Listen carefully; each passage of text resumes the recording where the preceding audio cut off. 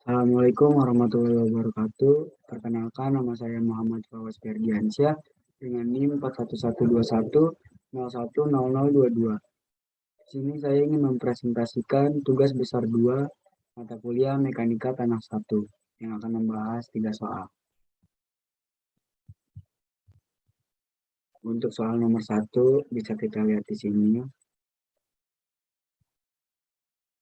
Untuk nomor sampel 1 sampai 5, berat tanah basah dalam cetakan, kadar air, berat isi basah, berat isi kering. Untuk nilai-nilainya bisa kita lihat di sini yang tertera dalam tabel. Berat volume kering maksimal dan kadar air optimum tanah terjadi di titik 3 dengan kadar air 15,6%. Maka didapat hasil 2,23 gram per cm. Untuk kurvanya bisa kita lihat di sini. Untuk tabel perhitungan Y0 air void bisa kita lihat di sini. Untuk nomor sampel 1 dengan 5, serta berat tanah basah dalam cetakan, kadar air, berat volume air. Untuk nilai-nilainya bisa kita lihat di tabel. Untuk kurvanya bisa kita lihat di sini.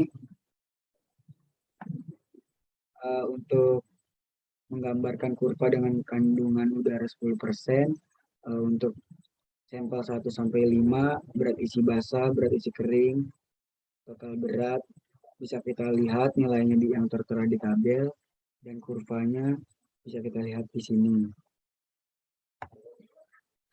Kemudian pengujian ini bertujuan untuk mengetahui hubungan kadar air dengan berat volume tanah yang akan diuji.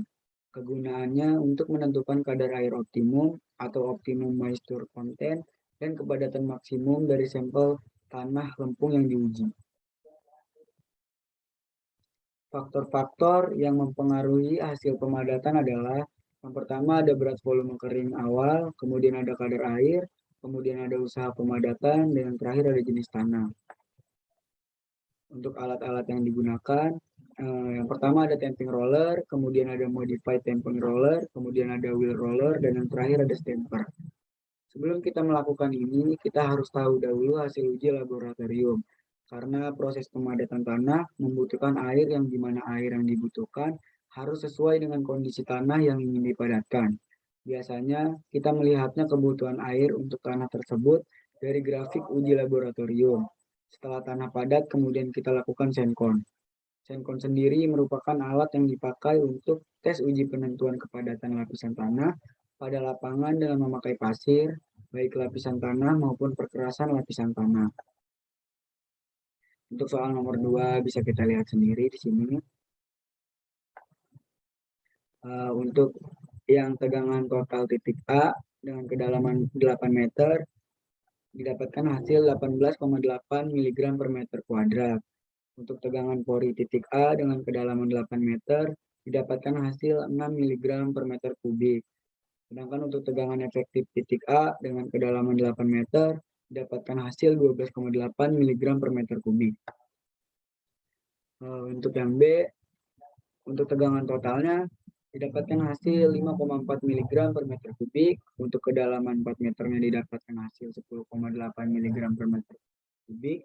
Dan untuk kedalaman 8 meternya didapatkan hasil 18,8 mg per meter kuadrat. Sedangkan untuk tegangan pori dengan kedalaman 2 meter didapatkan hasil yang adalah 0. Untuk kedalaman 4 meter hasilnya adalah 2 mg per meter kubik. Dan untuk kedalaman 8 meter hasilnya 6 mg per meter kubik. Sedangkan untuk tegangan efektif dengan kedalaman 2 meter didapatkan hasil 5,4 mg per meter kubik. Untuk kedalaman 4 meter didapatkan hasil 8,8 mg per meter kubik. Dan untuk kedalaman 8 meternya didapatkan hasil 12,6 mg per meter kubik. Untuk kurvanya bisa kita lihat dengan keterangan yang garis berwarna biru adalah tegangan efektif, dan untuk garis berwarna merah adalah tegangan total, dan untuk garis berwarna hijau adalah tegangan pori. Untuk tegangan total dengan kedalaman 4 meter didapatkan hasil 10,8 mg per meter kubik. Untuk kedalaman dengan 8 meter didapatkan hasil 18,8 mg per meter kuadrat. Dengan untuk tegangan pori dengan kedalaman 2 meter didapatkan hasil adalah 0, dan untuk kedalaman 4 meter adalah 2,2 mg per meter kubik. Untuk kedalaman 8 meternya hasilnya 6 mg per meter kubik. Untuk tegangan efektif dengan kedalaman 2 meter didapatkan hasil 5,4 mg per meter kubik. Untuk kedalaman 4 meternya didapatkan hasil 8,8 mg per meter kubik, dan untuk kedalaman 8 meternya didapatkan hasil 12,8 mg per meter kubik. Untuk grafiknya bisa kita lihat dengan keterangan garis berwarna biru adalah tegangan efektif, garis berwarna merah adalah tegangan total, dan garis berwarna hijau adalah tegangan pori. Untuk tegangan total dengan kedalaman 4 meter didapatkan hasil 10,8 mg per meter kubik. Untuk kedalaman 8 meter 18,8 mg per meter kuadrat. Sedangkan untuk yang tegangan pori dengan kedalaman 4 meter didapatkan hasil 6 mg per meter kubik, dan untuk kedalaman 8 meternya didapatkan hasil 10 mg per meter kubik. Sedangkan untuk yang tegangan efektif dengan kedalaman 4 meter didapatkan hasil 4,8 mg per meter kubik, dan untuk kedalaman 8 meter didapatkan hasil 8,6 mg per meter kubik. Untuk kurvanya bisa kita lihat di sini dengan garis berwarna biru adalah tegangan efektif, garis berwarna merah adalah tegangan total, dan garis berwarna hijau adalah tegangan pori. Untuk analisa hasil data, berdasarkan data yang telah diolah, dapat dilihat pada grafik bahwa semakin naik muka air, maka akan semakin tinggi juga tegangan pori yang diterima oleh tanah. Hal ini berkebalikan dengan yang tegangan efektif pada tanah.